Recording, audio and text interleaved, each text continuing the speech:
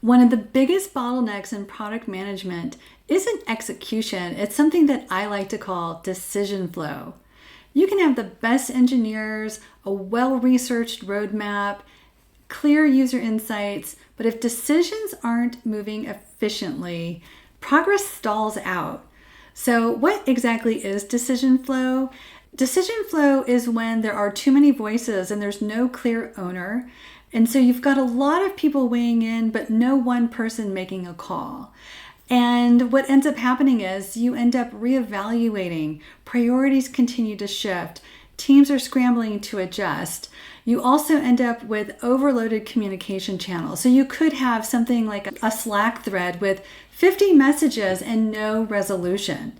If you've had that happen, I'm sure if you're a product manager, we've all been there, right? So what can you do about it? How can you fix it? But first, let me introduce myself. Hi there, I'm Joni Hoadley, a product management coach, and I am super passionate about helping product management teams work more efficiently. So let's jump back into what we can do when conversations are going in circles, decisions aren't being made, and you feel like you're stuck in quicksand. First, I recommend clarity over consensus. So not every decision needs universal agreement, but every decision does need ownership. Speed over perfection is another way to improve your decision flow.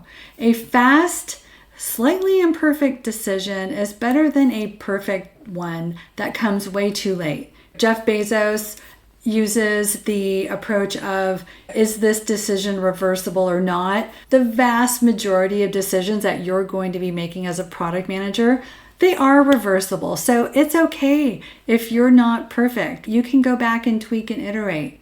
Another way to improve your decision flow is proactive alignment. It's really important for product managers to not just wait until there's a problem and escalate when there's a problem. They should be anticipating challenges, anticipating problems, and surfacing those early and getting alignment.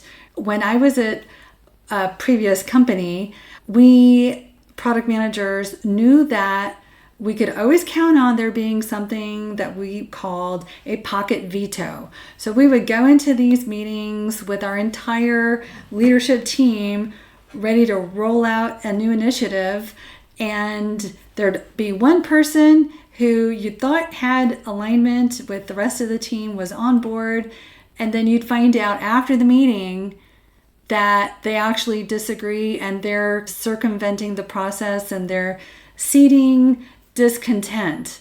That is something that happens at a lot of companies, and decision flow, good decision flow is your best weapon against those pocket vetoes. So again, proactive alignment is something that you want to be thinking about. If you found this video helpful, give it a like so more product managers can see it. And if you want more practical tips on product management, don't forget to subscribe. See you in the next one.